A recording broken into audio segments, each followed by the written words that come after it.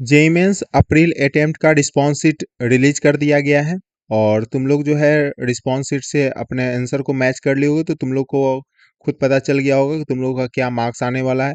ऐसे हम अपने चैनल पे वीडियो अपलोड कर दिए हैं कि क्या जेईई एडवांस का कट ऑफ रहने वाला है।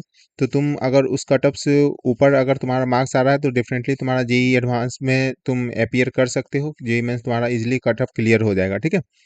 तो बहुत सारे ऐसे बच्चे हैं जो ऑलरेडी कट ऑफ क्लियर कर चुके हैं, तो वो जेईई एडवांस का प्रिपरेशन कर रहे हैं। तो हम इस पे बताने वाले हैं कि क्या वेटेज है, क्या चैप्टर होने वाले हैं जिससे तुम पढ़ के अच्छे से अच्छे स्कोर कर सकते हो और अच्छे कॉलेज में भी तुम एडमिशन ले सकते हो, ठीक है।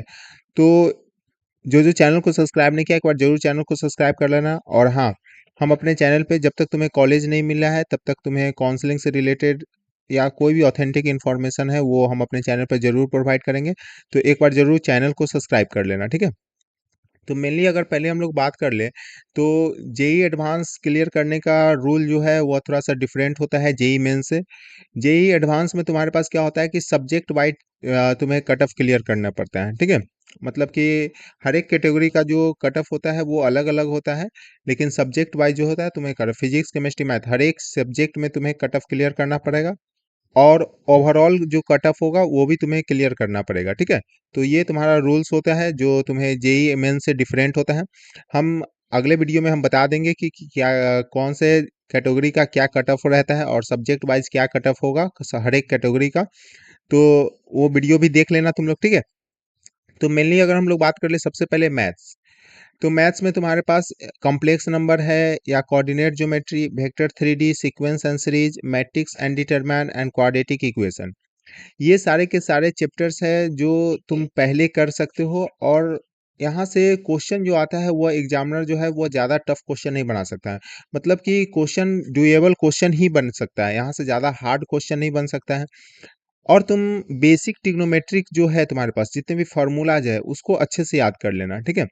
जैसे तुम्हारे पास कोऑर्डिनेट ज्योमेट्री या वेक्टर 3D है, सीक्वेंस सीरीज है, मतलब चैप्टर्स तो बहुत सारे हैं जो तुम्हारे पास इंटीग्रेशन डिफरेंशिएशन है, प्रोबेबिलिटी है, परमुटेशन कॉम्बिनेशन है। लेकिन वहां से जो क्वेश्चन आएगा वो थोड़ा सा टफ आता है, ठीक है। मतलब कि अगर तुम चाहकर भी अगर बहुत अच्छा प्रैक्टिस किए हो तभी बन सकता है, अन्यथा वहां से क्वेश्चन बनने का चांसेस बहुत कम रहता है।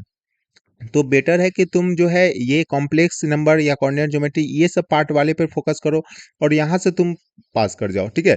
कट ऑफ तुम्हें क्लियर करना पड़ेगा सब्जेक्ट वाइज, तो इसके लिए तुम्हें हर एक जितने भी सब्जेक्ट है तुम्हारे पास तीनों में इक्वली तुम्हें देखना पड़ेगा, तुम्हें उसमें कट ऑफ क्लियर करना है, ठीक है। तो ये सारे के सारे चैप्टर्स है जिसको तुम पढ़ के तुम कट ऑफ तो क्लियर कर लोगे और अच्छे स्कोर भी आ सकता है, ठीक है। ये सारे इसमें जो है क्वेश्चन का टफनेस लेवल एग्जामिनर ज़्यादा कर ही नहीं सकता है, यहाँ से तुम इजीली कर लोगे, ठीक है। अगर हम लोग बात कर ले फिजिक्स में, तो फिजिक्स में तुम्हारे पास मैकेनिक्स वाले पार्ट में जो है gravitation, fluid mechanics, properties of matter और एसएचएम, ये तुम कर लेना, ठीक है। ये तुम्हारा मैकेनिक्स का पार्ट है। और अगर यूनिट एंड डायमेंशन में जो तुम्हारे पास है वर्नियर स्केल, वहाँ से क्वेश्चन पूछा जाता है। और ऑप्टिक्स में रे ऑप्टिक्स और वेव ऑप्टिक्स बहुत ज़्यादा इंपॉर्टेंट होता है, खास करके जेई एडवांस का सिलेबस में ये ज़्यादा इंपॉर्टेंट है। और मॉडर्न फिजिक्स जो है, मॉडर्न फिजिक्स में तुम्हारा इजी क्वेश्चन आता है, यहाँ से तुम इसको अच्छे से कर सकते हो। और इलेक्ट्रिसिटी एंड मैग्नेटिज्म, जो करंट इलेक्ट्रिसिटी वाले पार्ट है या इलेक्ट्रोस्टेट का जो पार्ट है वहाँ से और मैग्नेट से क्वेश्चन पूछा जाता है। तो ये सारे के सारे चैप्टर्स है जिसको तुमको पहले कर लेना है और अच्छे से कर लेना है, क्योंकि अभी जो है जेई एडवांस का रजिस्ट्रेशन भी स्टार्ट नहीं हुआ, तो तुम लोगों के पास अभी है समय, तुम लोग इतना कर सकते हो। तो ये सारे के सारे चैप्टर्स हैं, ठीक है। वही अगर हम लोग बात कर ले केमिस्ट्री में, तो केमिस्ट्री में तुम्हारे पास सबसे ज़्यादा मैंडेटरी है इनऑर्गेनिक और ऑर्गेनिक। इनऑर्गेनिक और ऑर्गेनिक तुम 100% करना है। तुम्हें इनऑर्गेनिक में जीओसी तो सबसे ज़्यादा इंपॉर्टेंट है। और इनऑर्गेनिक में तुम्हारे पास ऐसे भी चैप्टर्स बहुत कम है, तो तुम इजीली कर सकते हो, वहाँ से कोई प्रॉब्लम नहीं है। रहा फिजिकल का, तो फिजिकल में तुम मोल concept, chemical kinetics, solution and thermodynamics ये कर लेना। इक्विलिब्रियम वाले पार्ट भी अगर तुम्हारे पास समय है तो कर लेना, नहीं है तो दिन पहले सबसे पहले ये सारे के सारे चैप्टर्स कर लेना, ठीक है। तो ये था पूरा का पूरा तुम्हारे पास फिजिक्स केमिस्ट्री मैथ्स में तुम्हारे पास कौन कौन सा चैप्टर्स जिसको पहले तुम्हें पढ़ना है। अगर समय है देन तुम आगे का चैप्टर पढ़ो, अगर नहीं है समय तुम इतना कर लोगे तो डेफिनेटली तुम हर एक सब्जेक्ट में तुम कट ऑफ क्लियर कर लोगे और तुम्हारा स्कोर भी अच्छा आ जाएगा, ठीक है। तो मिलते हैं नेक्स्ट इंपॉर्टेंट वीडियो के साथ, तब तक जो जो चैनल को नहीं सब्सक्राइब किया एक बार जरूर चैनल को भी सब्सक्राइब कर लेना।